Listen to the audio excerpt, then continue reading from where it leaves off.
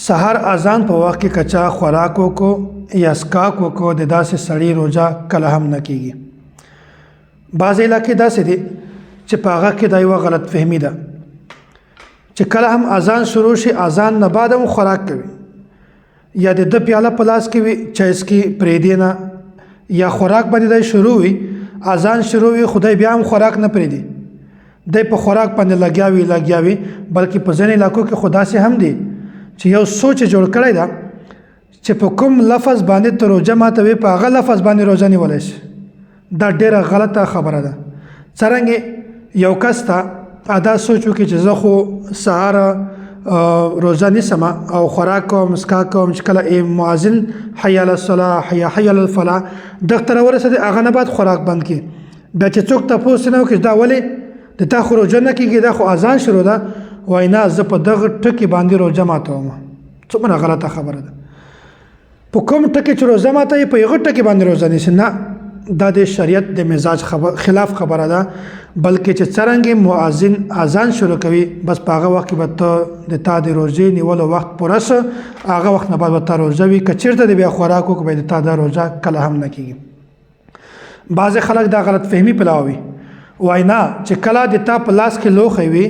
برتن وي پیاله وي یا بل څه شی وي چې هغه ته خورې نو وایي چې کله اذان شروع شي بیا هغه خوره خپل حاجت ته پوره کا.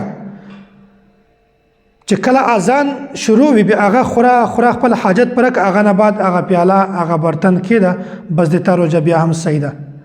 دا په معاشره کې یوه غلط فهمي پیلاوي د حقیقت سره دغه هېڅ تعلق نشته. دی په دلیل کې کوم روایت پیش کوي زه تاسو ته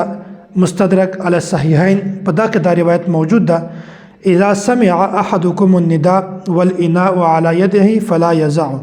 حتى يقضي حاجته منه.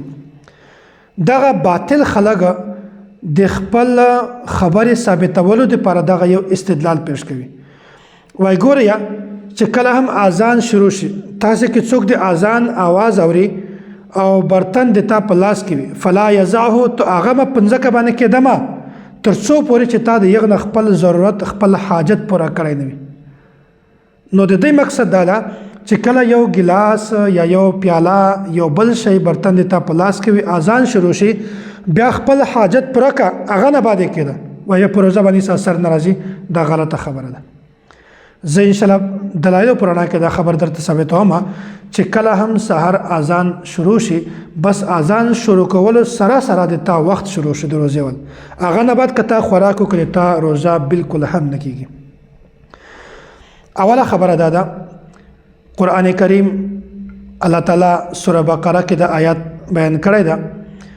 چې د روزې نیولو نن سحري پشماني وخت الله تعالی کوم بیان کړی ده حد دا کوم بیان کړی ده. الله تعالی فرمای وکلوا واشربوا حتى يتبين لكم الخيط الابيض من الخيط الاسود من الفجر. وای تاسو خوراک کوئ اسکا کوئ تر څو پورې چې سپینسای سپین مزی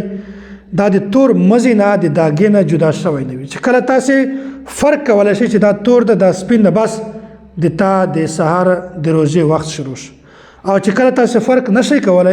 بیا تاسو خوراک کوئ او اسکا کوئ نو نن سبا خو جدید آلات دي د ګړۍ نه هم پته لګي د کلندر نه هم پته لګي او د اذانو نه هم پته لګیږي. نو ګورئ الله تعالی یو حد بیان کړی ده د سپین مزی سپین سپنسۍ دا چې کله تاسو ته بالکل واضح شي بس دا د تاسې د روزې وخت شروع شو. دومه خبره حضرت عبدالله بن عمر رضی الله تعالی عنهما نه دا روایت نقل شوی د صحیح مسلم کې دا روایت موجود ده. وایي د پیغمبر علیه الصلاة والسلام دوه مؤذنو حضرت بلال رضی الله تعالی عنه او حضرت عبدالله بن ام مکتوم رضی الله تعالی عنه. نبی علیه الصلاة والسلام ورته ویل چې تاسې چې کله حضرت بلال رضی الله تعالی عنه اذان وکړي بیا تاسې خوراک کوئ اسکا کوئ او چې کله حضرت عبدالله بن ام مکتوم رضی الله تعالی عنه اذان وکړي بیا په هغه وخت کې تاسې خوراک بند کوئ او اسکاک بند کوئ بس هغه وخت تاسې د روزو نیولو وخت شروع شو هغه نه به تاسې خوراک او اسکاک مه کوئ. فرق یې څه ده؟ فرق دا ده چې حضرت بلال رضی الله تعالی عنه اذان دا به د صبح صادق نه مخکې و خلق به د اذان کو چې خلق تهجد مانځه ته پاسي دا د تهجد اذان په هغه وخت کې د اذان هم کېدو او ورسته چې کله حضرت عبد الله بن ام مکتوم رضی الله تعالی عنہ اذان کوي نو هغه اذان د صبح صادق ول مطلب دا ده پیغمبر علیه الصلوۃ والسلام فرمای و ای خلکو چې کله حضرت بلال رضی الله تعالی عنہ اذان وکي نو هغه اذان د شپې اذان ده هغه د تهجد د وخت اذان لہذا په هغه وخت کې تاسو خوراک کوي تاسو اسکا کوي او چې کوم عبد الله بن ام مکتوم رضی الله تعالی عنہ اذان ده هغه اذان سحر د پښمنی ختمولو او صبح صادق یعنی د اذان د وخت شروع کولو وخت لہذا په هغه وخت کې تاسو خوراک هم بند کړئ تاسو اسکا کم بند کړئ بس تاسو روزه شروع شوله نو کوم چې دا باطل یو روایت پیش کوي چې کله تاسو اذان وشي برتن د تاسو په لاس کې وي نو هغه مکه دی تاغه ترڅو پورې چې تاسو دغه خپل ضرورت پیش کړی نه وي ګوري هغه روایت نه مراد اذان د حضرت بلال رضی الله تعالی عنہ اذان دا چې کله حضرت بلال رضی الله تعالی عنہ اذان وکي هغه اذان د تهجد د شپې اذان دا بیا که تاسو په لاس کې پیاله وي یا ګلاس وي د خوراک څه وي هغه تاسو خوري په هغه باندې هیڅ مسله ناراضي خو چې کله حضرت عبد الله بن ام مکتوم رضی الله تعالی عنہ اذان وکي نو هغه نه بعد تاسو خوراک او اسکاک بالکل بند نو خلاصه د خبره دادا چې هغه خلک چې په معاشره کې دا یو غلطه خبره پیلاوي چې تاسو کله اذان شروع وي په هغه وخت کې هم خوراک کوي په هغه وخت کې هم اسکا کوي نو د تاسو روزه صحیح ده نه قرآن کریم هم د دې خبره تردید بیان کړی دا او پیغمبر علیه الصلوۃ والسلام هم د دې خبره تردید بیان کړی دا چې اذانونه دوه دي یو د شپې اذان ده یو سحر اذان ده چې کله د شپې اذان وشي هغه د تهجد اذان ده حضرت بلال رضی الله تعالی عنہ په هغه وخت تاسو خوراک کوي اسکا کوي چې کوم باطل کوم روایت نقل کړی دا هغه نه مراد د شپې د تهجد اذان ده نو چې کله هم پروژه کې تاسو سحر پر شمای خوري او سمای خوري نو چې څنګه هم اذان شروع کیږي په هغه مخ کې تاسو خوراک بند کی بس ټیم ته ګوري غړی ته ګوري یا چې کله هم ټیم پر کېږي بس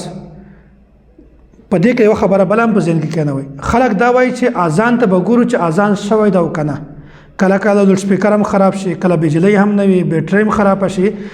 نو دارومدار په اذان باندې نه ده دارومدار په وخت باندې ده چې کله هم د تا د سحر د روزي وخت پوره شي بس که اذان شوی وي او کنه شوی بس ته په دغه ځای باندې خوراک او اسکاک بند کوي الله تعالی دې مونږ ته ټول ته حق او رښتیا راوپېژني